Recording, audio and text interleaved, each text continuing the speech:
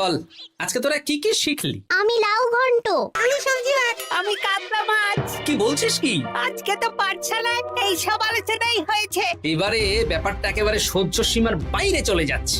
দাদু, আমাদের আগের পণ্ডিত মশাই ভালো ছিলেন। উনি কোথায় চলে গেলেন? মন্ত্রী মশাই ছলে বলে কৌশলে ওনাকে তীর্থে পাঠিয়েছেন। না, এখন আমাকে মন্ত্রী মশাইয়ের উপরে নজর রাখতে হবে।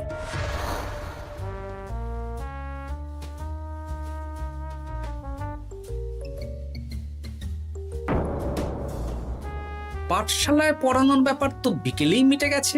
রাজবাড়ির অতিথিশালায় না গিয়ে নতুন পণ্ডিত মশাইরা এদিকে আবার কোথায় যাচ্ছেন? সাথে মন্ত্রীও আছেন, ব্যাপারটা নজর রাখতে হবে। তাড়াতাড়ি চল। চলুন চলুন।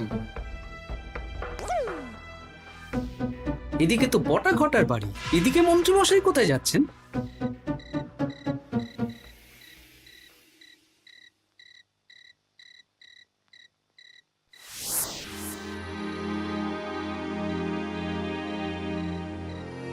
তারপর তোমরা আজ সবাইকে কি শিক্ষা দিলে? শিক্ষে স্যার, আমাদের শিক্ষা নেই, চুরি করে দিন চলে। আমি কি করে শিক্ষা দেব? আরে ছাইপাশ দাড়ি গোঁফ থাকলে কি কুটকুট করে। তা বলেছিস বটা। আরে আরে আহারে করছিসটা কি? ভালো রোজগার পাতি কি তোদের সহ্য হচ্ছে না নাকি?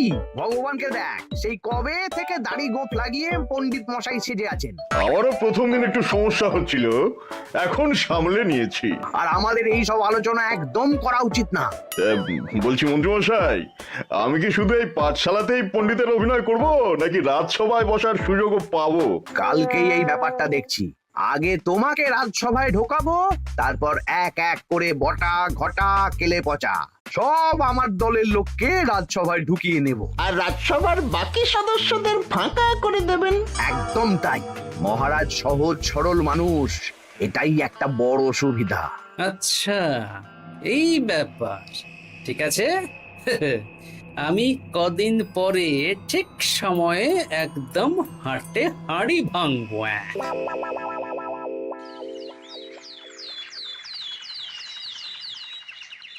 তাহলে মন্ত্রী, আর কোনো সমস্যা নেই তো? না না মহারাজ, এখন আর কোনো সমস্যা নেই। দেখবেন এই ধরো শিক্ষা মারপের এক প্রকল্পের নাম চারিদিকে ছড়িয়ে পড়বে। আমার তো মনে হয় একটু পাঠশালাতে বিজ্ঞান নিয়েও আলোচনা করা উচিত। হবে হবে, সব হবে। এখনো সব বাচ্চারা অজ্ঞান হয়ে আছে। আগে শিক্ষায় জ্ঞান ফিরুক, তারপরে না হয় বিজ্ঞান নিয়ে আলোচনা করবে।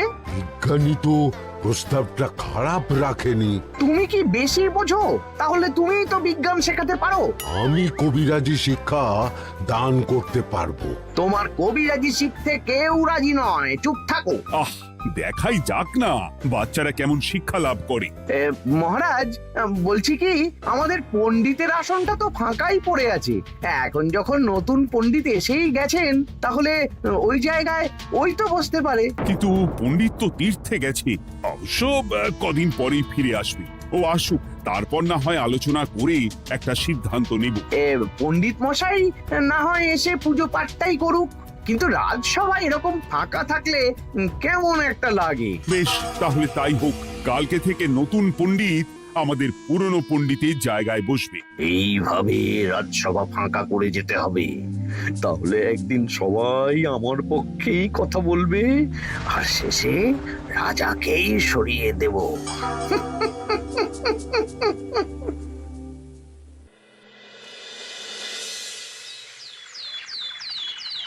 মহারাজ, সর্বনাশ হচ্ছে চারিদিকে। চলুন চলুন, আমি পুরো বিষয়টা ধরে ফেলেছি। কি ধরে ফেলেছো? শিক্ষার নামে ষড়যন্ত্র চলছে মহারাজ। রাজসভায় চলুন, সব বলছি। আচ্ছা আচ্ছা, আসছি।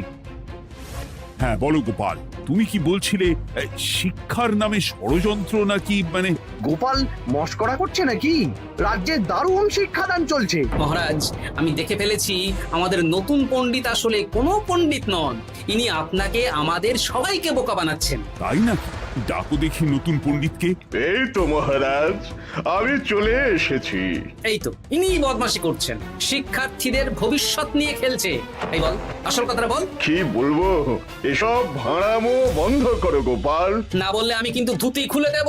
এই এই আরে কি হচ্ছেটা কি? এই এই এই সরো তো, সরো সরো। ব্রুম ব্রুম কি হলো কি হলো? বুম ব্রুম জব্রুম।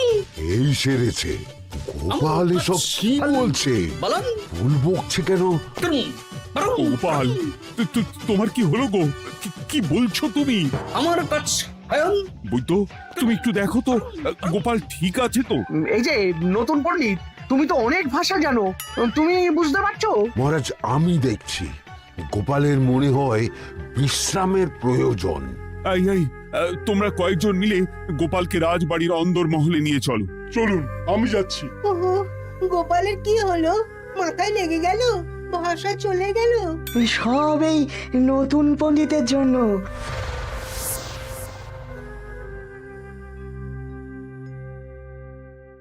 ভাল খাচ কাচ হায়ন মাস্টার কাচ। মহারাজ আমার মনে হচ্ছে গোপালের বাইরে থেকে কিছু হয়নি, ভিতর থেকে কিছু হয়েছে। ব্রুম নারী স্পন্দন, হৃদস্পন্দন সব ঠিক আছে। আমার বড় যাব ভ্রম। কিন্তু গোপাল কি ভাষা বলছে বোঝা যাচ্ছে না। নতুন পণ্ডিত, একবার চেষ্টা করে দেখো না। আমার কাছে হয় না। এসব তো আমি কিছুই বুঝতে পারছি না মহারাজ। আপনি যে এত দেশ বিদেশে ঘুরেছেন, আপনি বুঝতে পারছেন না? এ আমার এখতিয়ারের বাইরে। তোমার বাকি পণ্ডিতদের নিয়ে আসো তো, যারা পাঠশালায় পড়ায়। আমি বুঝতে পারছি না, এই বটা ঘটা কেলে পচা কি বুঝবে? আমার বড় যাব ভ্রম। চপ করো ঘট নল খাবো মরব। তাই কিছুই তো বুঝতে পারছি না। রাজসভায় কাউকে না দেখতে পেয়ে এখানে এলাম। ওই তো আমাদের পুরনো পণ্ডিত চলে এসেছে। শুনলাম গোপালের নাকি কি হয়েছে। এই পণ্ডিত, তুমি দেখো তো গোপালের নতুন ভাষা উদ্ধার করতে পারো কিনা। কি গোপাল, তুমি কি ভাষায় কথা বলছো? আমার মতর ভাষ কথা বলো।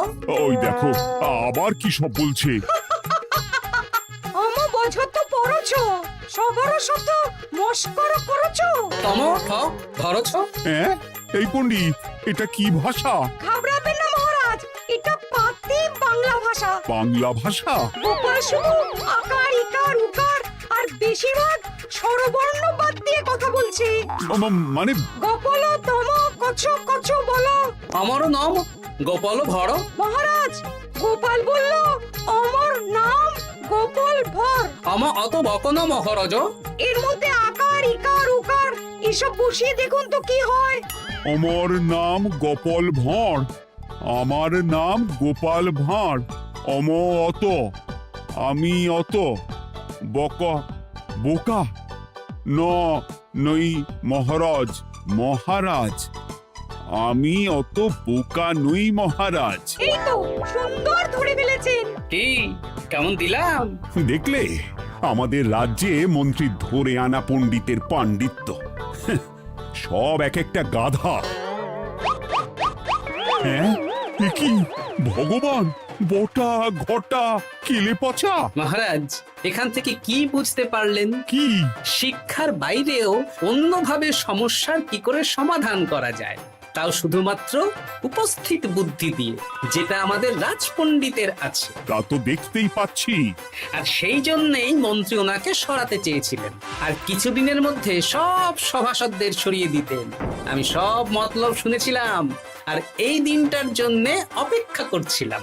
আজকেই তো পণ্ডিতের তীর্থ থেকে ফিরে আসার কথা।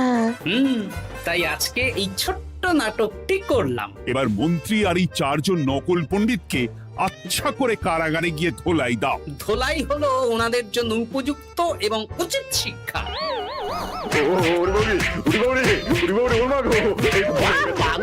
বাবা গো, ভুল হয়ে গেছে গো।